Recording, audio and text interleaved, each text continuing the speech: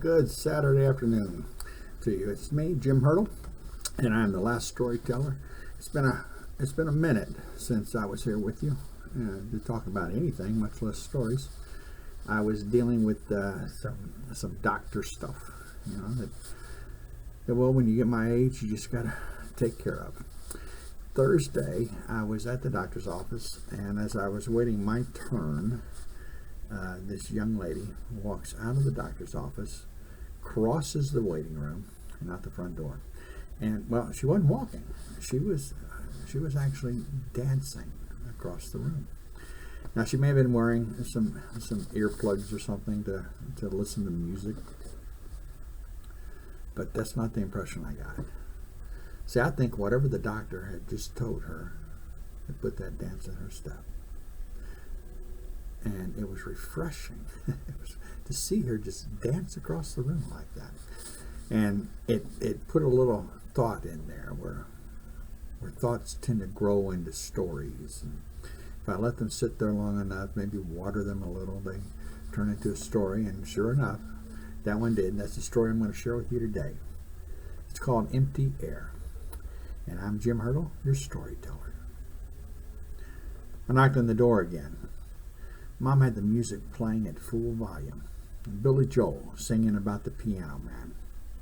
Now, she's never showed any signs of a hearing problem. Hell, she's only 65. Why did she have the music turned up so loud? I wondered if the neighbors were complaining, especially Miss Gunter up in 3B. That lady, well, she bitches about everything. Carol thinks that she may have been a Nazi spy criminal. Well, that would put Miss Gunter around 100 years old, and she's definitely not 100 years old. But I didn't tell Carol that. My wife is an inspiring author. She writes historical fiction. It's pretty good stuff. Not bestseller good, but good nonetheless. I think Carol lives in the past. Maybe that's why, for her, everything seems like it happened yesterday. Even World War II and Nazi spies who happened to be living above my mother.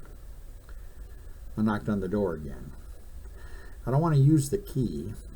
And Mom gave it to me, even though she told me I could use it any time. It just didn't feel right. This is her place, not mine, not ours, not even theirs. You see, after Dad died, Mom sold the house that they had lived in since 1976. It was the year I was born. She sold it for 6 times what they had paid for it. And then she moved here into the Cosmopolitan Apartments across from the dying shopping mall. She's paying rent. I didn't understand it. Between the profits on the sale of the house and Dad's insurance policy, Mom has enough money to buy a condo on the beach or a small house in Southern California, if she wanted to. I tried to tell her she was throwing money away by paying rent to some landlord. What else am I going to do with it, she had asked me. I can't take it with me. Besides, I think she likes living within walking distance to the mall. The mall is older than me. Most of the stores have long since closed their doors.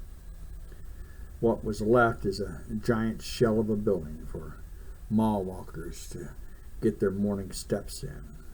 There's 2 Starbucks, one on each end of the mall. Scattered in between are discount stores and jewelers. But Mom really likes it. Her and Dad used to walk through the mall at Christmas time, enjoying the sights and sounds of a then bustling wonderland. My, how things have changed. Things they just grow old. I slid the key into the lock and opened the door. Mom was in the middle of the living room. The coffee table had been pushed to the side.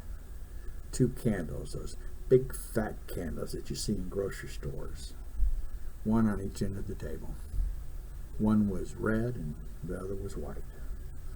Their wicks were on fire and dancing to the same music that Mom was dancing to. She was wearing a yellow summer dress, her hair pulled back into a ponytail like a teenager. She was barefooted, moving across the carpet with the grace that I didn't know she possessed. She dipped and turned and swirled to the piano mat. Her eyes were closed. Her lips were moving with the lyrics. Her arms were out in front of her, holding nothing. Holding empty air. As I walked across the room, Mom continued to dance. The music was coming from a smart speaker I didn't know my mother owned, much less knew how to work. Next to the speaker were 2 wine glasses. One was empty, the other half full. Or is it half empty? Anyway, I've never in all my years known my mother to wet her lips with alcohol of any kind. I touched the mute button on the speaker screen. The silence seems louder than the music. Mom stopped dancing. She opens her eyes and she smiles at me. Why did you turn it off? Well, it's kind of loud, Mom, I tell her. We didn't notice, she tells me. Her arms are still in front of her, holding empty air. Can you turn it back on, please? Who are you dancing with, Mom? I ask her, glancing at the 2 wine glasses. Tilting her head back, she looks up. With the only man I've ever danced with. It hits me like a ton of bricks. 5 years ago today, Dad died. How had I forgotten? Because life's busy, that's how. Now, don't judge me.